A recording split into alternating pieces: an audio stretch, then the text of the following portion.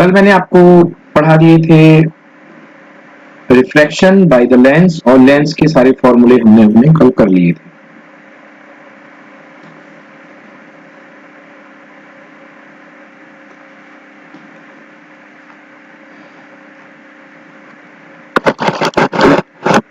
Lens के proof करने के दो मेथड करा दिया हूं, एक ज्योमेट्रिकल मेथड भी है जिससे 1/f equal to 1/v minus 1/u, और फिर पावर कम कंप्लीट हो गए थे। श्रुति, कोई डाउट तो नहीं है? एरिना बेटा, आपको कोई डाउट तो नहीं है इसमें? सब कुछ क्लियर हो गया ना? Yes sir, clear. Yes sir. Okay, चलिए तो आज हम बच्चे लोग ऑप्टिकल इंस्ट्रूमेंट पढ़ते हैं। ऑप्टिकल इंस्ट्रूमेंट मतलब लाइट पर बेस्ड इंस्ट्रूमेंट, जो लाइट की डिफरेंट डिफरेंट फिनोमेनन को आपको शो करेंगे, उन पर बेस्ड इंस्ट्रूमेंट। तो मेनली हमारे सिलेबस में प्रिज्म पढ़ना है हमें, और प्रिज्म के बाद हमें पढ़ेंगे क्या, माइक्रोस्कोप एंड टेलीस्कोप। तो चलिए सबसे पहले स्टार्ट करते हैं प्रिज्म क्या होता है। तो देखिए, a prism is a portion of transparent medium bounded by the two plane face incline to each other at the suitable angle. तो ये आपको दिखाई दे रहा है प्रिज्म, ये जो कर्सर देखिए जहां पे जा रहा है, ये प्रिज्म है बच्चों। तो इसमें ये फेस रेक्टेंगुलर होती है, प्रिज्म में 3 रेक्टेंगुलर फेसेस होती हैं। एक सबसे इधर वाली ये जो बनी हुई है, एक इधर वाली ये बनी हुई है, और एक नीचे जो फेस होती है बच्चों, वो भी जो हुआ करती है, नीचे वाली फेस जो होती है वो रेक्टेंगुलर हुआ करती है। क्योंकि आप महसूस करो इस बात को कि अगर इसको और इसको नीचे से जोड़ा जाएगा तो क्या बनेगा, एक रेक्टेंगल नीचे बनेगा ना। मतलब प्रिज्म का जो नीचे बेस हुआ करता है वो एक्चुअली एक रेक्टेंगल शेप में हुआ करता है। ओके, डन, समझ में आया बच्चों? Yes sir. और सामने की, और इसमें बेटा टोटल 2 ट्रायंगल बनते हैं, एक ट्रायंगल ये बनेगा, एक ट्रायंगल ये बनेगा। तो 3 रेक्टेंगुलर फेस, ये वाली, ये वाली, ये वाली, और सामने हमने 2 रेक्टेंगल फेस। प्रिज्म की जो ट्रायंगुलर फेस के बीच का एंगल होता है, चाहे आप इधर से देखो या पीछे से देखो, इस एंगल को बोलते हैं बच्चे लोग एंगल ऑफ प्रिज्म। ये बहुत काम की चीज है, इसे बोलते हैं हम लोग एंगल ऑफ प्रिज्म। चलिए, तो ये तो हो गई बच्चों एंगल ऑफ प्रिज्म की बात। In figure A B Q P, A B Q P, A B Q P, हाँ ये फेस है, and A C R P मतलब ये वाली face, okay, are the 2 refracting faces. जी हाँ, अगर आप लाइट भेजेंगे तो लाइट किस पे आएगी, इस पे आएगी। तो ये जो फेस होती है और ये जो फेस होती है, इन पर रिफ्लेक्शन हुआ करता है, इसलिए हम लोग इसको रिफ्लेक्टिंग फेसेस बोलते हैं। Angle A between them is called refracting angle, या इसी को एंगल ऑफ प्रिज्म बोलते हैं। तो इसे हम रिफ्लेक्टिंग एंगल या एंगल ऑफ प्रिज्म बोलते हैं। तो बच्चों ये समवॉट आपको 3D डायग्राम दिख रहा है, मगर हम पूरे चैप्टर में हम इस डायग्राम को एनालिसिस करेंगे। बस ये डायग्राम है, मतलब हम केवल रिफ्रैक्शन को एक पतले से प्रिज्म में देखेंगे, पतला सा प्रिज्म यानी कि थिन प्रिज्म। हम एक पतले से प्रिज्म में रिफ्रैक्शन को देखेंगे। तो यहाँ पे आपको एक थिन प्रिज्म महसूस हो रहा होगा, जिसमें आपको केवल फेस ए दिखाई दे रहा है, फेस बी दिखाई दे रहा है, फेस सी दिखाई दे रहा है। बताइए, यहाँ तक कोई डाउट है क्या? No sir. चलो, अब देखिए प्रिज्म का ये डायग्राम बना लीजिए बच्चों। ये डायग्राम से ही पूरा प्रिज्म हमारा सॉल्व होने वाला है, जो कुछ होगा इसी डायग्राम से होगा। चलिए आइए, तो प्रिज्म की इस डायग्राम की बात करते हैं बच्चों। तो सबसे पहले एक इंसिडेंट रे ले लीजिए। ये इंसिडेंट रे आती है और ये इस नॉर्मल पर आ करके अटैक करती है। ये नॉर्मल है बच्चों इस फेस पर, ये यहाँ पे मिलाइए नॉर्मल, और दूसरा नॉर्मल इस फेस पे ले लीजिए। तो what is this? This is incident angle I1। कुछ लोग I लेते हैं, कुछ लोग I1 लेते हैं, कुछ भी ले लो, कोई फर्क नहीं पड़ता है। अब जो है तो वही रहने देते हैं, अपन I1 लेके चलते हैं। ये एंगल है I1, ओके। और ये क्या है भाई, जब रेस चलेगी रेयर टू डेंसर तो नॉर्मल की तरफ झुक जाएगी, ओके। तो यहाँ पे ये जो रे है, जो हमारी वाली रे है, फाइनली कैसे जाएगी, आपको रेड कलर से दिखा रहा हूँ कि जो हमारी रे है वो कैसे निकलेगी। यस, ये देखिए, ये हमारी रे निकलेगी। तो ये था हमारा नॉर्मल और ये रे निकल गई। तो ये एंगल क्या हो गया बेटा, R1। तो 2 एंगल हमारे पास आ चुके हैं, एक है I1, एक है R1। तो बना लीजिए R1, ओके डन। तो ये है इंसिडेंट रे है, ये कौन सी रे है, रिफ्रैक्टेड रे है। अब चलिए दूसरे ले लीजिए, ये वाला नॉर्मल तो आपने बना ही रखा है ना। तो इस वाले नॉर्मल में ये इंसिडेंस एंगल होगा और ये होगा इमर्जेंट एंगल। तो जब आपकी रे डेंसर टू रेयर जाएगी तो नॉर्मल से दूर हट जाएगी। तो ये आपका कौन सा एंगल है, इन इमरजेंस एंगल, तो I2 बोल दो या E बोल दो, तो I देख के मत घबराना, ये इमरजेंस एंगल है ना, तो ये एंगल ले लिए। चल, अगर कोई रिफ्लेक्शन ना होता तो मेरी रे ओरिजिनली कहां जाती, ऐसे जाती, तो इसको बढ़ा दो बच्चों, ओरिजिनल रे के रास्ते में ये एक काल्पनिक रेखा, straight line, imaginary straight line, dotted खींचना बच्चों, डॉट डॉट डॉट करके स्ट्रेट लाइन खींच लो।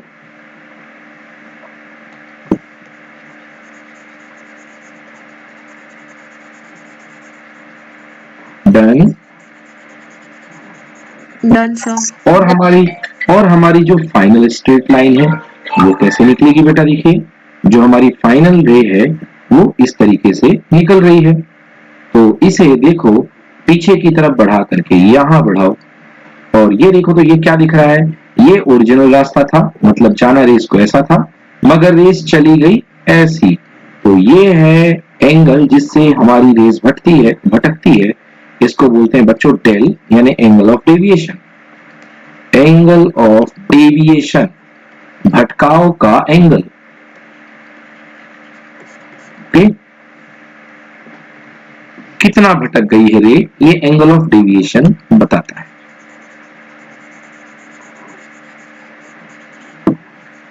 डन। डायग्राम बहुत सुंदर सा बना लिया आप सभी लोगों ने, अब इस डायग्राम पर ही हमारी पूरी कैलकुलेशन टिकी हुई है। चलिए आइए बात करते हैं। The line AP where the two reflecting faces meet is called the reflecting edges of the prism. ये जो एज है, ये वाली जो एज निकल रही है बच्चों, इसको हम बोलते हैं रिफ्रैक्टिंग एज, क्योंकि यहाँ पे रिफ्लेक्टिंग फेसेस ये वाली और ये रिफ्लेक्टिंग फेसेस आपस में मिल रही हैं, इसलिए इसको रिफ्रैक्टिंग एज बोलते हैं प्रिज्म की। A section ABC of the prism made by a plane at right angle to the reflecting edge of the prism is called principal section of the prism. आप एक पतली सी ब्लेड ले लो और इस blade को लेकर के इस प्रिज्म के पूरे फेस पे ऊपर से एक ब्लेड मार दो, तो आपको क्या मिलेगा, आपको ये पतला सा चिप्स जैसा प्रिज्म मिल जाएगा। क्यों मिलेगा श्रुति की नहीं मिलेगा, अगर इससे एक स्लाइस निकाल लोगे इसका तो यस मिलेगा। हाँ, तो हमें प्रिंसिपल सेक्शन ऑफ प्रिज्म पर ही की पूरी बात करनी है। चलिए ये थ्योरी थी, अब रिफ्रैक्शन थ्रू अ प्रिज्म पढ़ते हैं। तो a ray of light suffers two refraction on passing through a prism.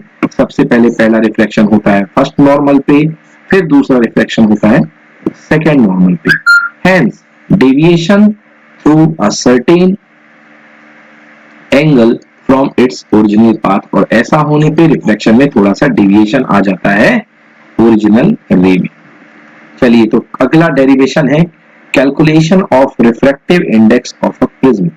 अब हम क्या करने जा रहे हैं, हम रिफ्रैक्टिव इंडेक्स प्रिज्म का फाइंड करने जा रहे हैं कि रिफ्रैक्टिव इंडेक्स क्या होगा, हमें म्यू निकालना है, प्रिज्म के मटेरियल का म्यू निकालना है। तो म्यू निकालने के लिए सबसे पहले है calculation of angle of deviation, तो सबसे पहले डेल निकालने को आता है। तो बच्चों अगर 3 मार्क्स का आएगा तो डेल निकालने तक का आएगा, और अगर 5 मार्क्स का आएगा तो आपसे प्रिज्म का क्या पूछेगा, रिफ्रैक्टिव इंडेक्स।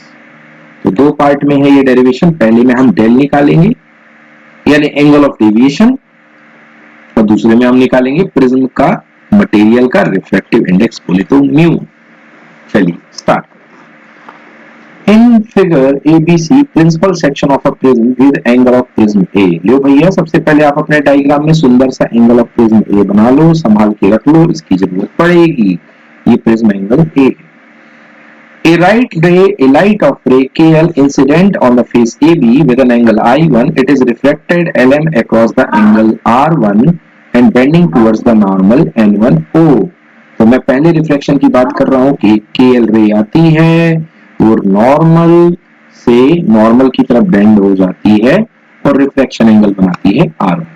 ठीक है, चलिए The reflected ray LM incident on the angle R2, जो reflected ray होती है वो R2 एंगल पे इंसिडेंट होती है, नॉर्मल ON2 से दूर हटती है और जान छुड़ा के I2 एंगल पे इमरजेंट हो जाती है, भाग देती है। And bends away from the normal N2O and emerges along the angle I2।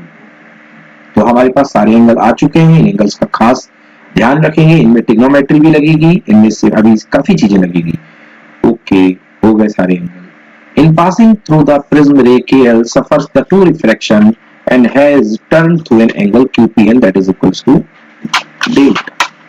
दो बार के रिफ्रैक्शन होने से हमें थोड़ा सा डेविएशन एंगल मिल जाएगा। अब आइए देखते हैं डेविएशन एंगल कितना होगा। अब इस डायग्राम को देखिए, इस डायग्राम में देखिए जो एंगल ऑफ डेविएशन है बच्चों, ये किसका काम कर रहा है? ये angle of deviation exterior angle का काम कर रहा है।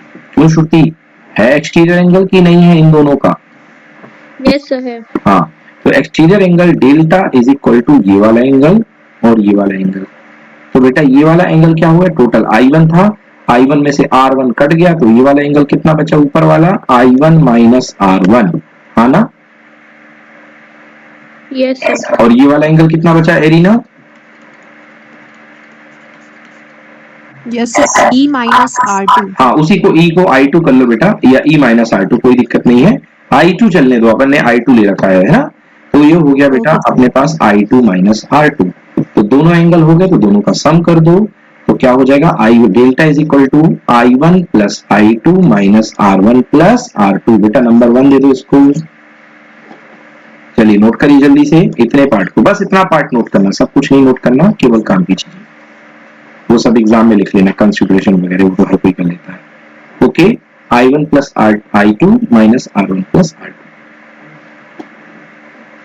बना लीजिए।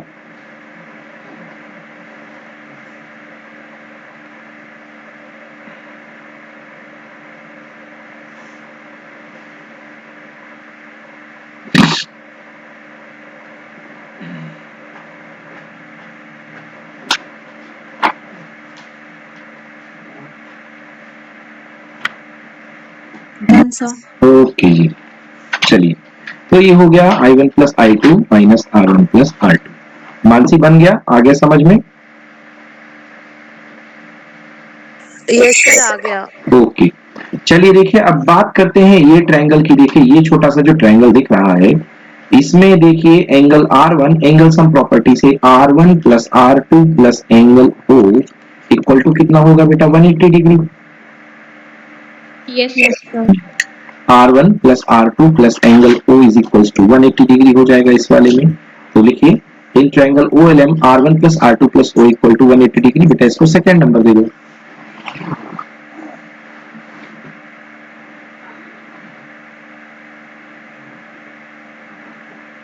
R1 plus R2 plus O is equal to 180 degree.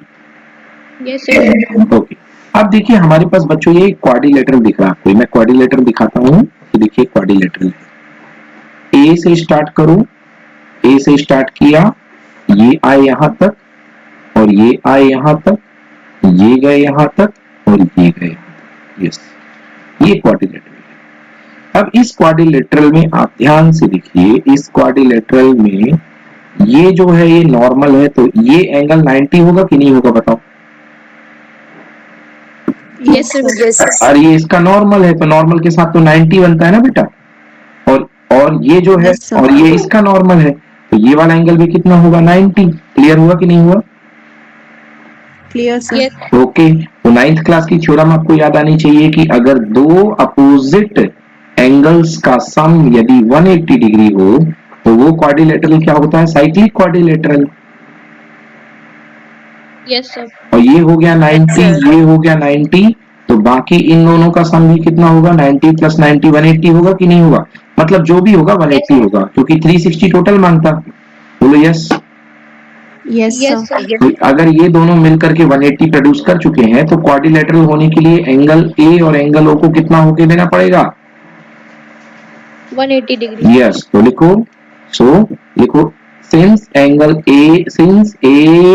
ALOM is a cyclic quadrilateral, so angle A plus angle O equal to 180 degree. ऐसे लिख लो जैसे दिया है मैंने। देखो इन क्वाड्रिलेटरल ALOM एंगल L और एंगल M का सम 180 डिग्री है, तो A प्लस O भी कितना है? 180 degree. Yes sir. Okay, angle A plus angle O is equal to 180 degree. चलिए अब हम इक्वेशन नंबर 2 का इस्तेमाल करते हैं। देखिए हमने क्या देखा बच्चों, हमने ये देखा एक इक्वेशन में देखिए angle A plus angle O is equal to 180 है और O plus R1 plus R2 equal to 180 degree. Angle A plus angle O plus R1 plus R2 भी 180 है और angle A plus angle O भी 180 है। तो दोनों को इक्वल दिखा दीजिए क्योंकि इसके राइट पार्ट इक्वल है, राइट पार्ट इक्वल है तो लेफ्ट पार्ट भी इक्वल होंगे, यानी angle O plus R1 plus R2 equal to angle A plus O. Kareena yes और नो? Yes, sir. तो बेटा एंगल ओ से एंगल ओ कैंसिल हो जाएगा, तो हमारे पास क्या आ गया, A is equal to R1 plus R2।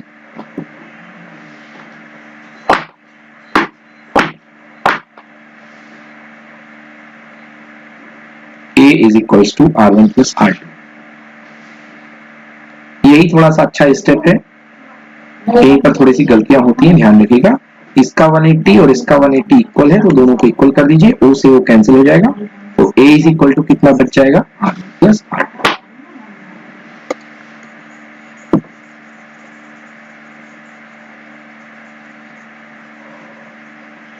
Done Shruti? Done, sir. Okay, तो पहुंचिए अब इस वाले को इक्वेशन नंबर 1 पे। इक्वेशन नंबर 2 के साथ तो खेल चुके हैं, अब इक्वेशन नंबर 1 पे पहुंचिए। डेल्टा इज इक्वल टू क्या होता है बेटा, I1 plus I2 minus R1 plus R2, और अभी अभी मैंने R1 प्लस R2 की वैल्यू A निकलवाई है तो यहाँ A पुट कर दीजिए, तो लो भैया आ गया आपका डेल्टा। एंगल ऑफ डेविएशन कितना हुआ, I1 plus I2 minus A। Delta is equal to I1 plus I2 minus A।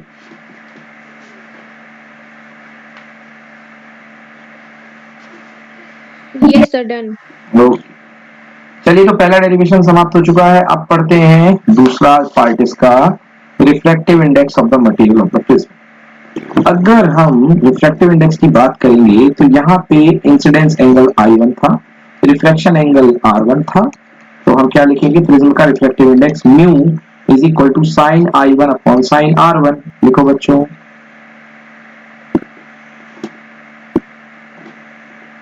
Sign I1 upon sine R1। ठीक है,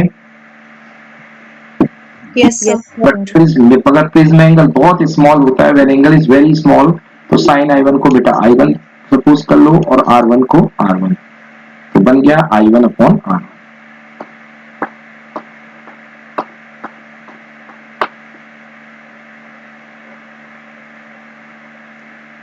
Yes, sir. So I1 is equals to mu R1। Similarly second phase में जो reflection होगा वहां पे क्या बनेगा, I2 equals to mu R2। इधर बनेगा I1 equal to mu R1 और सेकेंड फेज में आप लगाएंगे फॉर्मूला तो वहां बनेगा I2 equals to mu R2।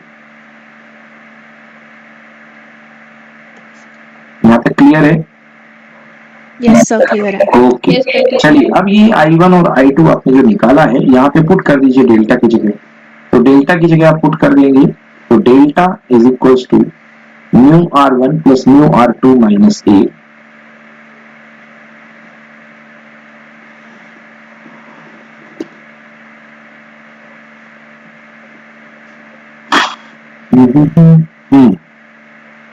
Delta is equals to mu R1 plus mu R2 minus A। So delta is equal to mu common R1 plus R2 minus A।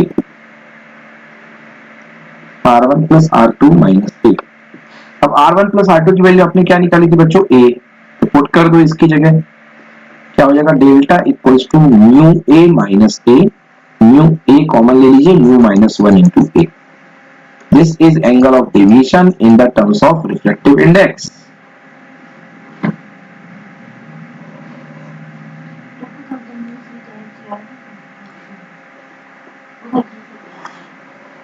Okay बच्चों, Yes, sir. so this is the angle of this is the angle through which a ray deviates on passing through a thin prism of refractive index A। तो ये जो formula लगेगा बच्चों ये thin prism के लिए है, पतले प्रिज्म के लिए। ओके, चलिए अब इसमें एक कंडीशन आती है बच्चों, हेडिंग डाली बच्चों, condition of minimum deviation. So we are going to derive the condition of minimum deviation.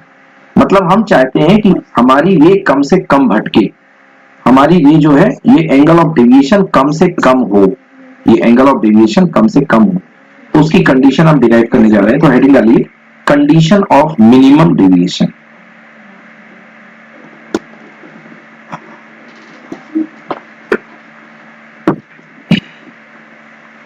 समझ में आया इतना?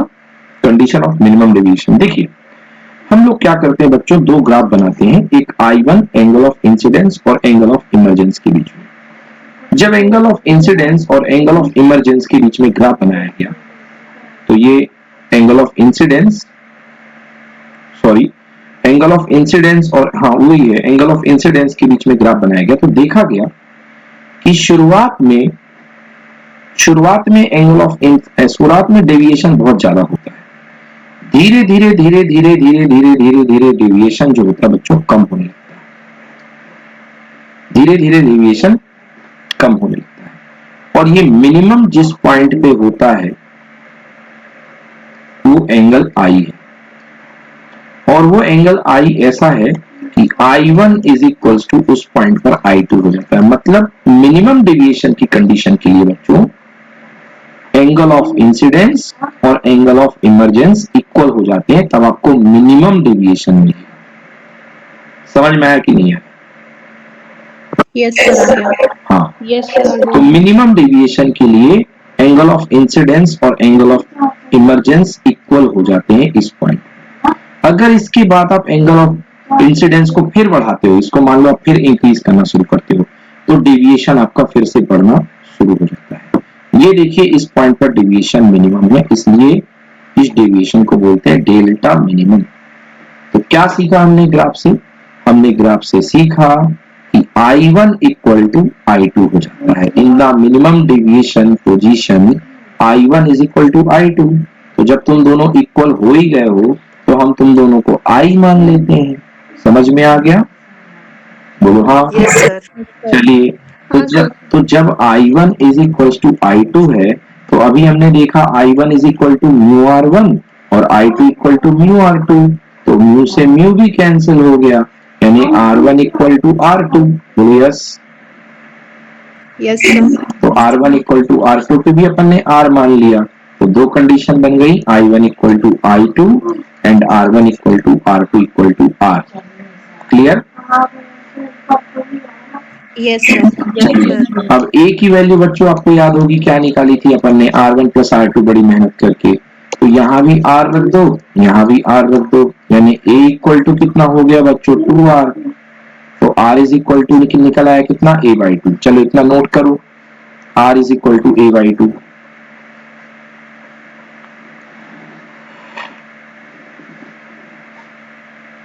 ये आ गया R की वैल्यू।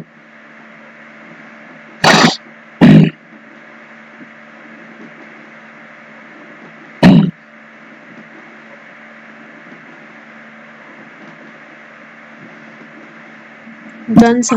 डन। अब देखिए डेल्टा मिनिमम पे पहुंचाइए। पहले क्या था? डेल्टा था। डेल्टा कितना था बेटा? डेल्टा इज इक्वल टू था I1 plus R1 minus A, ये था। हाँ, तो अब देखिए डेल्टा जो है, sorry I1 plus I2 minus A, ये था। तो डेल्टा की वैल्यू जो है इस समय पे देखिए कितनी हो जाएगी, यहाँ पे भी I आएगा, यहाँ पे भी I आएगा, क्योंकि डेल्टा कितना निकाला था देखिए अपन लोगों ने, ये डेल्टा था I1 plus I2 minus A, तो यहाँ भी I है, यहाँ भी I है, तो I plus I minus A मतलब डेल्टा हो जाएगा 2I minus A।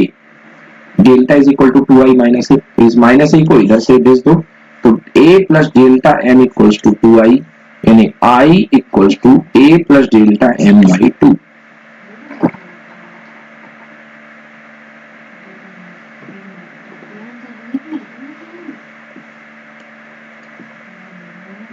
I is equals to A plus delta M by 2।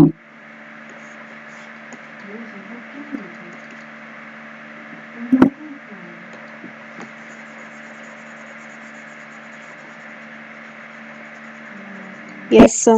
Okay, so mu is equals to sin I upon sin R. Mu is equals to sin I upon sin R. Mu is equal to sine upon sine R. बेटा sine I की वैल्यू निकाल ली और are की value क्या निकाली है थोड़ी देर पहले ऊपर, a/2 रख दिया। हाँ, तो ये है हमारा प्रिज्म का रिफ्लेक्टिव इंडेक्स। इस रिलेशन को बोलते हैं प्रिज्म फॉर्मूला। ये 5 मार्क्स का आता है पूरा।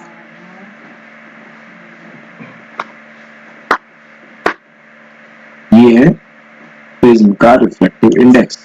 बताइए कोई दिक्कत इसमें, कर लेंगे ना आप लोग अच्छे से? Yes sir. चलिए Yes, sir. Okay, yes sir. चलिए ठीक है। तो ये क्या है? प्रिज्म का फॉर्मूला है। It is used for accurate determination of the refractive index of the transparent medium. मतलब इसका जो डिटर्मिनेशन प्रिज्म के मटेरियल का रिफ्रैक्टिव इंडेक्स फाइंड करने को किया जाता है, जिससे कि प्रिज्म बना होता है। ओके, जिससे प्रिज्म बना होता है, इसके लिए उसको यूज किया जाता है। चलो, तो हमारे पास ये फॉर्मूला हो गया।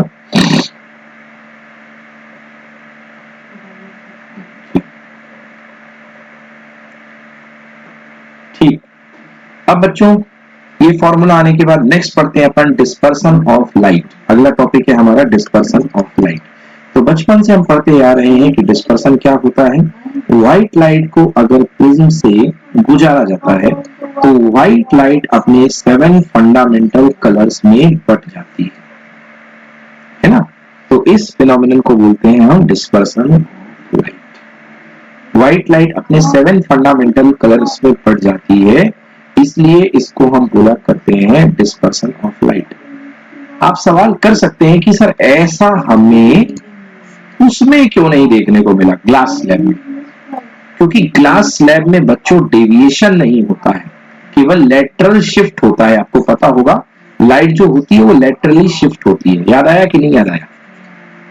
Yes sir. मतलब लाइट जो होती है वो भटकती नहीं है, केवल एक पटरी को छोड़ करके दूसरे पटरी पे चली जाती है। मतलब आप मान लीजिए कि आप अपने स्कूल जा रहे हैं तो आपको चलना था लेफ्ट में, बट आप शिफ्ट होकर के राइट में चल रहे हैं, तो ये कोई भटकना नहीं हुआ। समझ गए ना? आप तो पैरेलल ही चल रहे हैं ना। बोलो यस और no?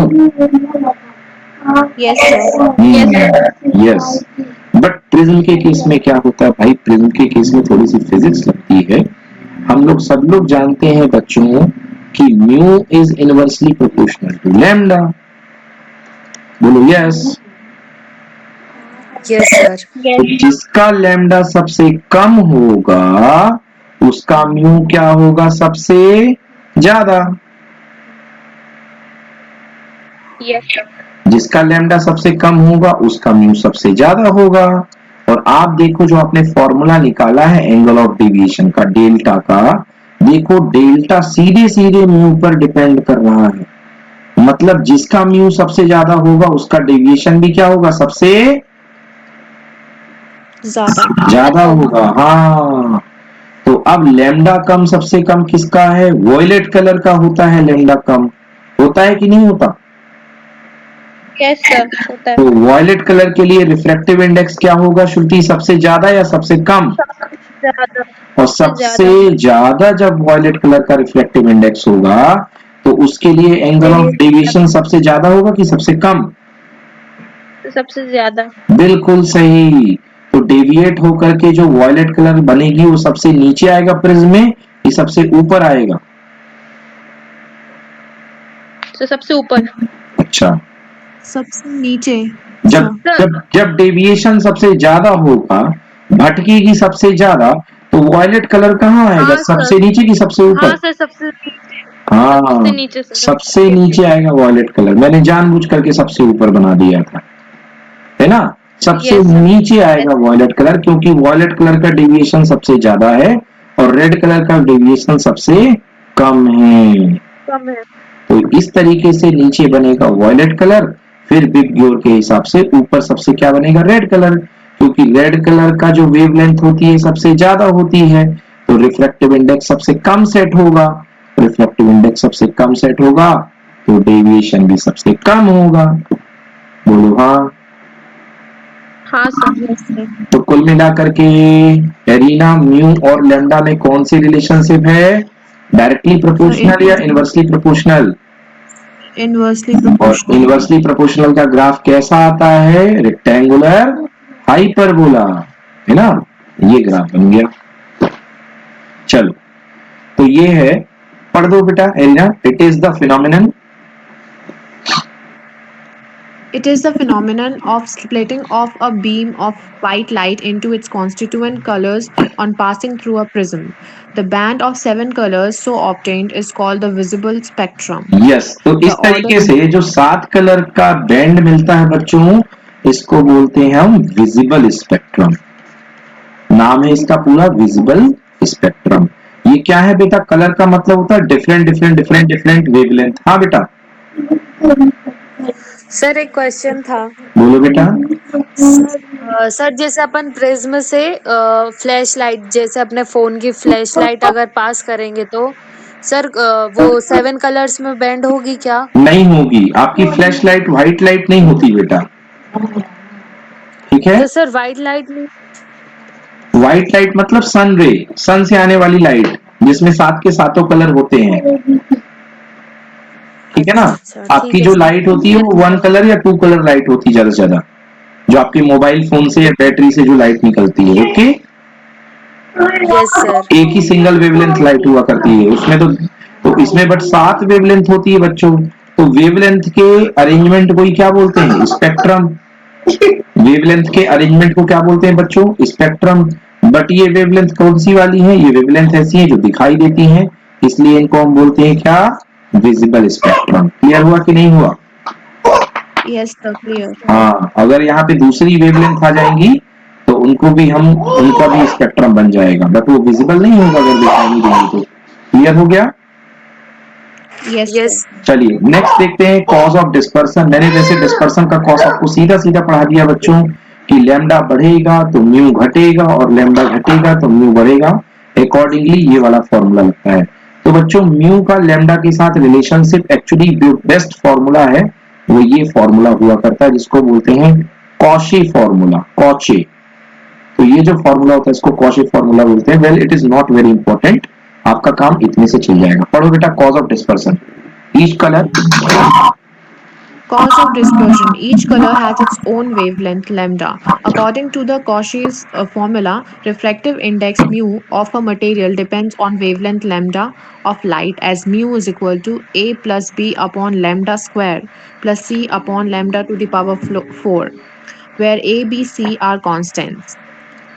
Mu of material of prism is different for different colors wavelengths, as angle of deviation is uh, delta is equal to mu minus 1 into a. As mu of prism is different for different colors, therefore different colors deviate through different angles on prism through the prism. This is the cause of dispersion. Yes. So lambda violet सबसे कम होता है, lambda rate सबसे ज्यादा होता है, इसलिए इसका अपोजिट म्यू वायलेट सबसे कम ज्यादा होगा और म्यू रेट सबसे कम होगा, इसलिए डेल्टा वायलेट सबसे ज्यादा होगा और डेल्टा रेट सबसे कम होगा। That is maximum deviation for the violet colour and minimum deviation is for the red colour. Done बच्चों, आ गया समझ में? Yes, sir. Yes sir. चलिए अगली थ्योरी पढ़ते हैं बच्चों। लिखिए angular dispersion. Angular dispersion, angular dispersion. तो देखा आपने, हमने क्या सीखा? हमने अभी सीखा delta is equals to mu minus 1 into ए। ये डेल्टा का फॉर्मूला निकाला था हमने थोड़ी देर पहले। Delta deviation is equals to mu minus 1 into A. Okay, delta is equals to mu minus 1 into A. Thin prism के लिए हमने फॉर्मूला निकाल लिया था। अब इसका हम एप्लीकेशन करने जा रहे हैं बच्चों इसी फॉर्मूले। Angular dispersion. तो एंगुलर डिस्पर्सन का मतलब क्या होता है भाई? ये देखिए, मान लीजिए ये वॉयलेट कलर है, ये वॉयलेट कलर भाई 3 कलर मेन आप मान के चलो। सबसे नीचे वाला वॉयलेट है, सबसे ज्यादा डेविएट होता है वॉयलेट, सबसे कम डेविएट होता है रेड, और बीच का मेन कलर आधी वेवलेंथ के हिसाब से माना गया है येलो कलर। तो बताओ which colour is the mean colour? Yellow. हाँ, येलो कलर को मीन कलर माना गया। तो बच्चों रेड कलर का डेविएशन कितना होगा? डेल्टा आर, अगर 7 कलर की बात कर रहे हो। वॉयलेट कलर का डेविएशन कितना होगा बच्चों? Delta violet. और येलो कलर का डेविएशन कितना होगा बच्चों? डेल्टा येलो ले लो या डेल्टा लो, कोई बात नहीं, डेल्टा येलो भी लिख लोगे तो कोई दिक्कत नहीं है। चलिए अब इनके फॉर्मूले लिखता हूं मैं। अगर आप इनके अलग अलग फॉर्मूले लिखोगे तो वॉयलेट कलर का डेविएशन कितना आएगा बच्चों, delta violet equal to mu violet minus 1 into a. Sir क्यों? क्योंकि वॉयलेट कलर की रे का रिफ्लेक्टिव इंडेक्स म्यू वॉयलेट होगा, अलग होगा, क्योंकि रिफ्लेक्टिव इंडेक्स अलग अलग वेवलेंथ के लिए अलग अलग होता है, because mu is inversely proportional to lambda. बोलो यस या नो? रेड कलर का डेविएशन कितना बनेगा बेटा, म्यू आर माइनस 1 इंटू ए, ये बनेगा रेड कलर का डेविएशन। तो बच्चों रेड कलर के डेविएशन और वॉयलेट, सॉरी उल्टा हो गया, वॉयलेट कलर के डेविएशन और रेड कलर के डेविएशन के बीच में जो डिफरेंस आता है उसे बोलते हैं अपन angular dispersion.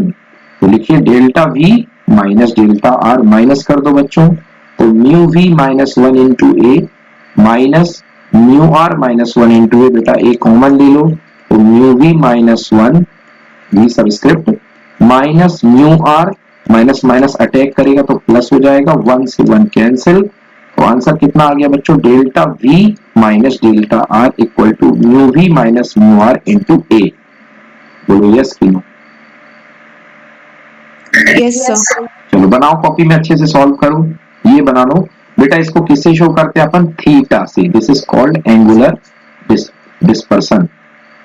Angular dispersion equal to theta is equal to delta we minus delta r,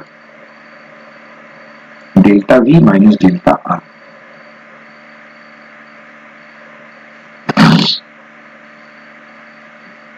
delta we minus delta r.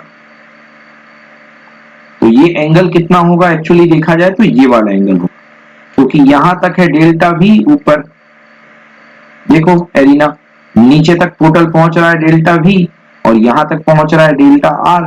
तो इस वाले में से अगर इस वाले को मैं माइनस कर दूं तो केवल इतना ही एंगल तो बचेगा, यस और no? Yes sir. Yes sir. तो मतलब ये रेड कलर और वॉयलेट कलर के बीच का एंगल ही हुआ करता है। Yes sir. चलो ये हो गया अपने पास एंगुलर डिस्पर्सन, या इसको डिस्पर्सिव एंगल भी बोलते हैं।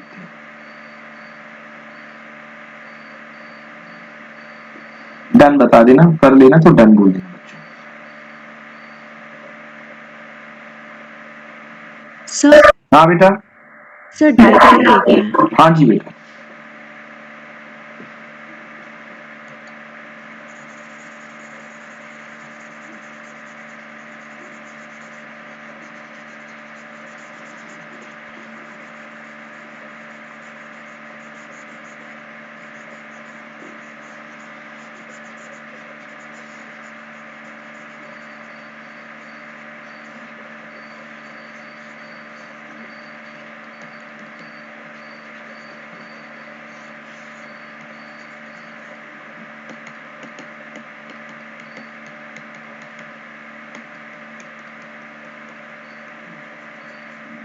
सर स्क्रॉल डाउन कर दीजिए। हाँ जी।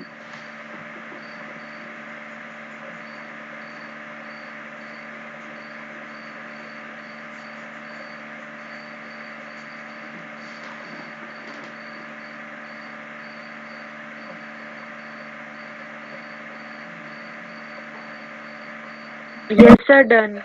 Okay sir done sir. Okay, चलिए अब देखिए नेक्स्ट टॉपिक पढ़ते हैं अपन, डिस्पर्सिव पावर। तो डिस्पर्सिव पावर को बच्चों ओमेगा से शो करते हैं और ये बहुत ही सिंपल है। आपने क्या निकाला, डिस्पर्सिव एंगल निकाला थीटा। तो it is dispersive angle per unit deviation of mean colour, मतलब theta with respect to delta Y. Mean colour का डेल्टा कितना आया था, डेल्टा वाई, इसका कल मान लो डेविएशन डेल्टा वाई है। सो थीटा क्या हुआ करता था बच्चों, थीटा इज इक्वल टू होता था delta violet minus delta red, deviation angle for violet, deviation angle for red divided by delta y. मतलब मीन कलर के रिस्पेक्ट में, मीन कलर के डेविएशन के रिस्पेक्ट में इन दोनों का कितना डिफरेंस है, इसको बोलते हैं डिस्पर्सिव पावर। समझ में आया कि नहीं आया? Yes sir. Okay, mean colour के रिस्पेक्ट में इनका कितना एंगल फैला हुआ है, इसको बोलते हैं एक्चुअली। अब ऐसे समझो इसको बेटा, यहां तक डेल्टा वाले था और यहां तक क्या था, डेल्टा आर था। तो जो डिस्पर्सिव एंगल बना है वो इतना बना है। बोलो बच्चों यस और नो। Yes, sir. अच्छा, मीन कलर तो इनके बीच से निकल रहा है, यहां से निकल रहा है। बोलो यस। Yes, sir. अब मीन कलर के ऊपर तक थोड़ा फैला होगा और नीचे तक थोड़ा फैला होगा। तो मीन कलर के रिस्पेक्ट में ऊपर एंगल जितना दूर दूर तक फैला हुआ है, मतलब डिस्पर्सिव पावर उतनी ज्यादा है। महसूस कर पा रहे हो कि नहीं कर पा रहे हो? मीन कलर के रिस्पेक्ट में ये बैंड जितना ऊपर तक फैला होगा, मतलब डिस्पर्सन उतना जबरदस्त हुआ है। बोलो यस। Yes, sir. हाँ, delta we minus delta are divided by delta yellow. चलो हाँ बेटा बोलो। तो ये डिस्पर्शन वाला सर एक और बार बताइए, लास्ट जो आपने बताया। डिस्पर्सिव पावर बोल रहा हूं मैं। Dispersive power is equal to angle of dispersive angle per unit deviation of mean colour, या angular dispersion per unit deviation of mean colour. Angular dispersion per unit deviation of mean colour. समझ में आया? Yes sir, आ गया। Mean colour के deviation के respect में कितना एंगल इनका है ना, इसको बोलते हैं अपन डिस्पर्सिव पावर। चलो देखते हैं आगे। So it is defined as the ratio of the angular dispersion to the mean deviation produced by the prism to the mean deviation. Mean deviation मतलब किसका डेविएशन? येलो कलर का डेविएशन। समझ में आया? लिख लो कॉपी में। Mean deviation means deviation of yellow colour. Mean deviation means deviation for the yellow colour. कौन नहीं है कंफर्टेबल? क्वेश्चन करे प्लीज। खबरदार चुप रहे तो क्वेश्चन कीजिए जहां पे नहीं आ रहा समझ में। So what is Sir, uh this? गया समझ. So what is this? Okay बेटा, what is this omega? Omega is equal to angular dispersion per unit deviation of mean color, और इसी को बोलते हैं बेटा mean deviation। इसी को बोलते हैं mean deviation। क्लियर हुआ? So लिख लो delta V minus delta R upon delta. Done. Delta V minus delta R की वैल्यू अभी अभी निकलवाई बच्चों, mu V minus mu R, है ना एरिना? Into A, into A. हाँ, और बेटा मीन कलर क्या होगा बेटा? Mu Y yellow minus 1 into A से ए कैंसिल कर दो बेटा, यही आंसर है। म्यू वाई लगा लेना आप लोग, हम भूल गए लगाना, आप लगा देना। Okay sir. चले आएंगे। Yes sir. चलिए न्यूमेरिकल एक साथ करवाऊंगा बच्चों, होमवर्क डाल दो सब में, ये सारे होमवर्क हैं। अब चलिए नेक्स्ट पढ़ते हैं बच्चों, scattering of light. Scattering of light लिखो, स्कैटरिंग ऑफ लाइट।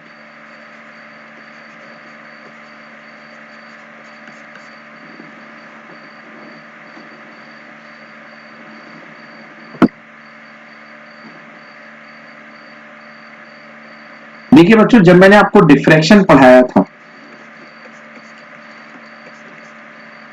तो एक अलग बात बताई थी, बहुत बढ़िया बात बताई थी। डिफ्रैक्शन में मैंने बोला था बच्चों कि जब कोई लाइट अपनी साइज से मतलब, अरे लाइट की भी तो साइज होती है, क्योंकि लाइट की वेवलेंथ होती है। वह लाइट की वेवलेंथ ही तो लाइट की साइज होती है। बोलो हाँ। हाँ सर। चलो, हाँ सर। जब कोई लाइट रे अपनी साइज से कम साइज के किसी ऑब्स्टेकल से या कहना चाहिए क्या बोलते हैं उसको, स्लिट से टकराती है, तो वो अपने अनपरमिटेड एरिया में, जैसे ये एरिया जो था नीचे का अनपरमिटेड था, मगर उस एरिया में भी इंक्रोचमेंट कर लेती थी। याद आया? Yes sir. इस बात को मैं क्या बोलता था? डिफ्रैक्शन, है ना? लाइट का अनपरमिटेड एरिया में घुस जाना क्या कहलाता था बच्चों? डिफ्रैक्शन। Yes sir. और यही बात बिल्कुल साबित करती थी कि लाइट एक्चुअली एक वेव है, क्योंकि डिफ्रैक्शन करने का कमाल केवल वेव कर सकती है, एक रे ये काम नहीं कर सकती। तो ये थी तब की बात जब लाइट अपने से छोटे पार्टिकल से टकराती थी, तो लाइट अनपरमिटेड एरिया में भी घुस जाती थी। बट अब उल्टा होने वाला है बच्चों, एटमॉस्फेयर में छोटे पार्टिकल भी हैं, एटमॉस्फेयर में बड़े पार्टिकल भी हैं। तो आज लाइट का मन है अपने से बड़े पार्टिकल से टकराने में। तो क्या होता है, लाइट जब अपने बड़े पार्टिकल से टकराती है अपनी साइज से ज्यादा, तो लाइट जब अपनी साइज से ज्यादा वाले पार्टिकल से टकराती है तो लाइट अपने आप को बिखरा देती है। मतलब यहां से एक कंडेंस रेड कलर आया और टकरा करके अपने आप को छितर बितर हो गया। बोलो यस। Yes sir. तो ये जो फिनोमेनन है छितर बितर हो जाने की, इसको बोलते हैं स्कैटरिंग ऑफ लाइट। बोलो यस। क्लियर हुआ कि नहीं हुआ? Clear sir. तो लाइट जब अपने से बड़े पार्टिकल से टकराती है, तो एटमॉस्फेयर में बहुत सारे पार्टिकल है, बड़े डस्ट पार्टिकल है, क्लाउड पार्टिकल है। तो लाइट जब अपने से बड़े पार्टिकल से टकराती है तो वो स्कैटर हो जाती है।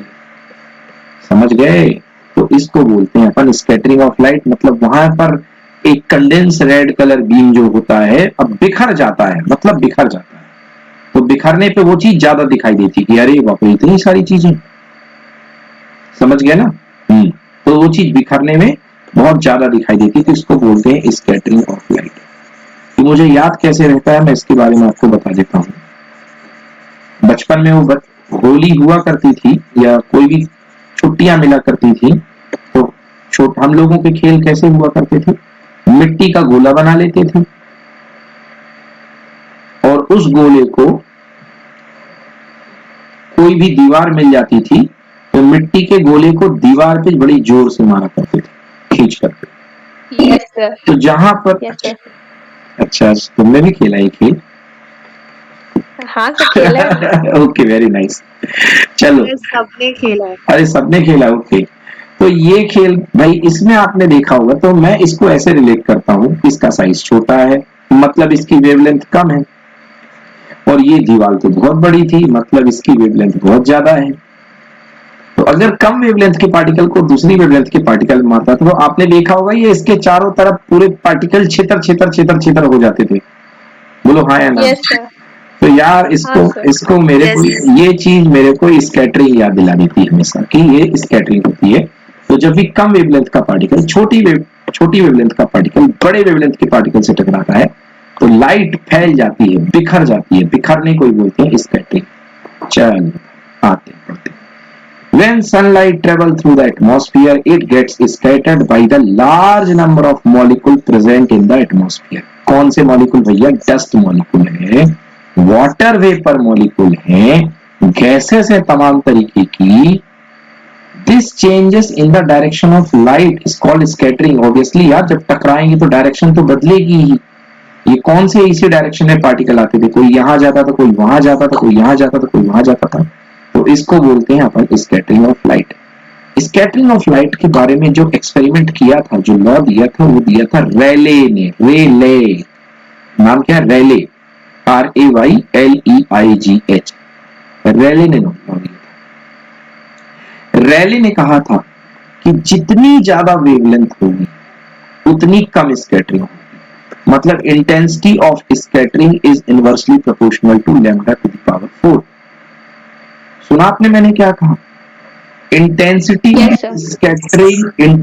Of scattering is inversely proportional to wavelength. जितनी ज्यादा वेवलेंथ होगी स्कैटरिंग इंटेंसिटी उतनी कम होगी, मतलब बिखरने की मात्रा उतनी कम होगी। यही कारण है बच्चों की लाल कलर जो होता है सबसे कम बिखरा करता है, सबसे कम बिखरता है लाल कलर। इसलिए डेंजर सिग्नल बनाने में लाल कलर का यूज किया जाता है, क्योंकि स्कैटरिंग इंटेंसिटी लाल कलर की सबसे कम होती है, क्योंकि वेवलेंथ होती है सबसे ज्यादा। बोलो यस। Yes sir. तो स्कैटर सबसे कम होगा कि सबसे ज्यादा होगा? सर सबसे कम। सबसे कम स्कैटर होगा। इसलिए लाल कलर जो होता है वो बहुत कम स्कैटर होता है, बिल्कुल बिखरता नहीं है। इसीलिए लाल कलर के सिग्नल डेंजर सिग्नल बनाए जाते हैं कि अगर कोई बहुत दूर भी हो तो वो लाल कलर का सिग्नल देख लेता है, क्योंकि लाल कलर का सिग्नल एटमॉस्फेयर में बिखरेगा नहीं। तो रेलगाड़ी वगैरह को रोकने के लिए रेड लाइट बनाई जाती है। So according to the Rayleigh, when size of the scatterer is much smaller than the wavelength of the light, the intensity of the scattered light is inversely proportional to the fourth power of the wavelength of the incident light. फिर से पढ़ लीजिए इसको। According to the Rayleigh, when size of the scatterer is much smaller than the wavelength of the light, अगर scatterer particle की size वो much smaller बहुत कम है wavelength of the light से, then intensity of the scattered light IS is inversely proportional to the fourth power of the wavelength of the incident light. तो उस समय intensity of scattering उसकी wavelength के fourth power के inversely proportional होगी। मतलब कि जितना ज्यादा wavelength होगा, intensity of scattering उतनी कम होगी।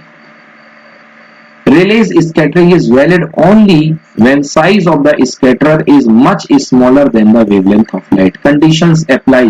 Rayleigh का जो नियम था वो बिल्कुल उल्टी कंडीशन में लगा करता था, जबकि स्कैटरर पार्टिकल का साइज कम था और लाइट का साइज ज्यादा था। ये उल्टे कंडीशन में लगता था।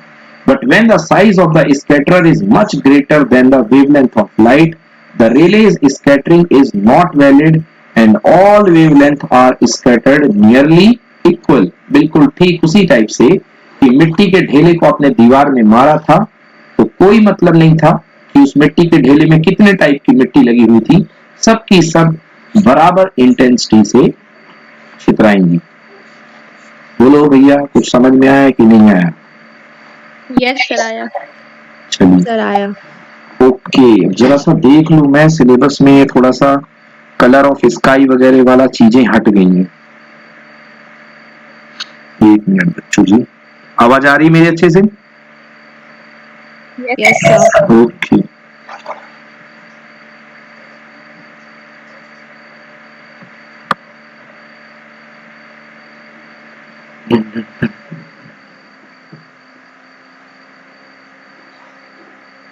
तो श्रुति, जब तुमने ये वाला गेम खेला ही है तो क्यों ना अगली बार ये गेम हम लोग सब साथ मिलके खेलें?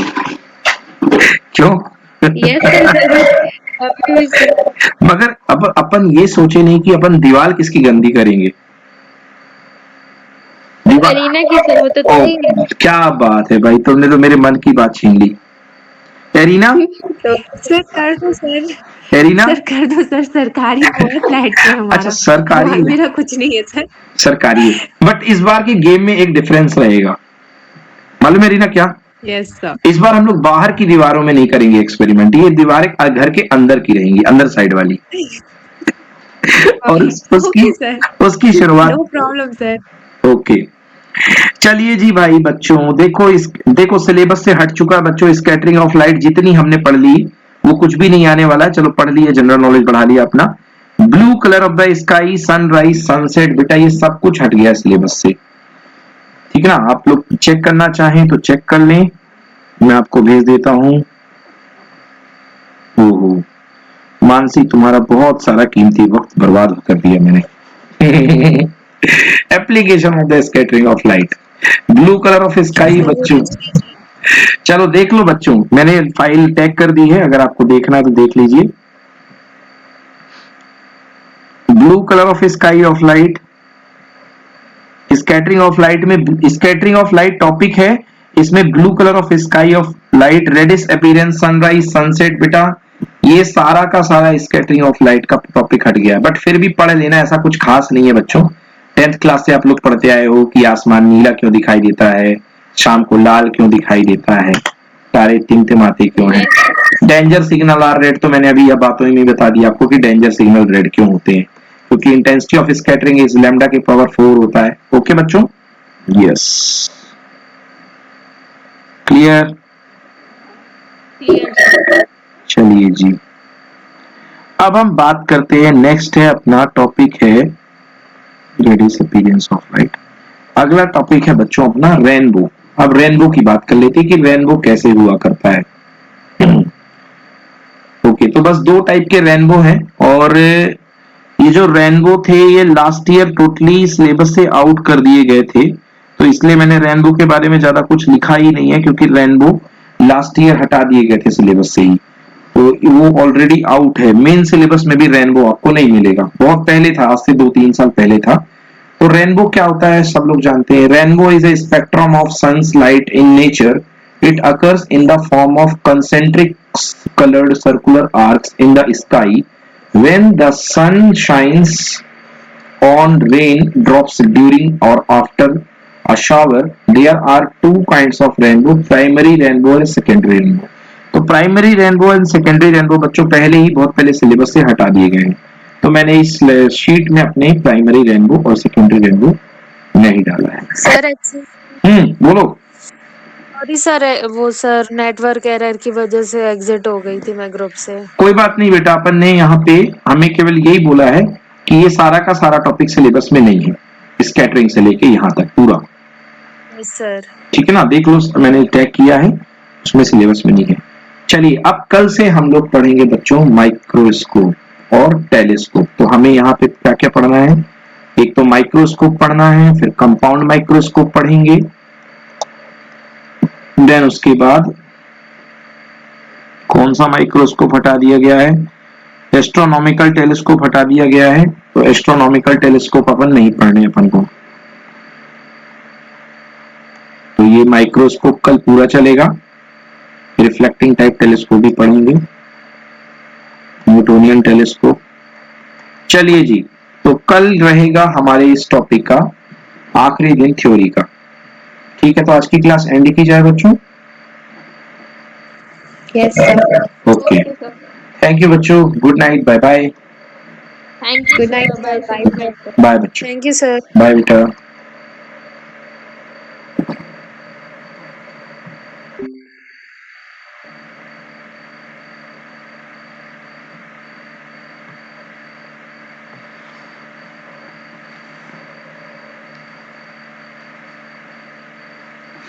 अब देख ले, ए भैया गेम, अब रही आता हूँ तेरी क्लास लेने। देखना ऐसी क्लास लूंगा तेरी मैं, दुनिया देखेगी।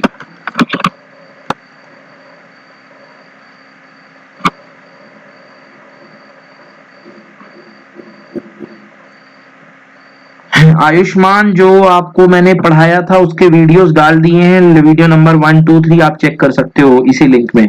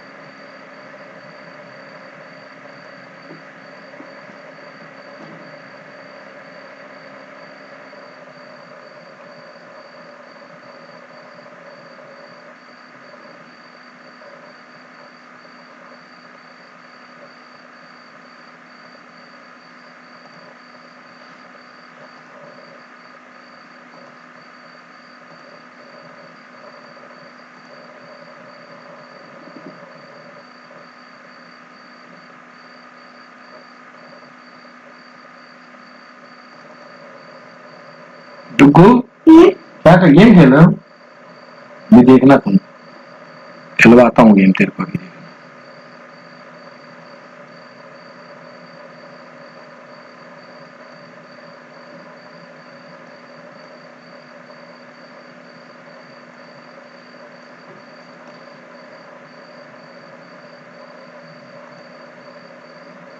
इधर आओ, उठ के इधर आओ, देख तुरंत बंद किया, देख तुरंत, इधर आओ, इधर आओ, थोड़ा मोबाइल उल्टा करो।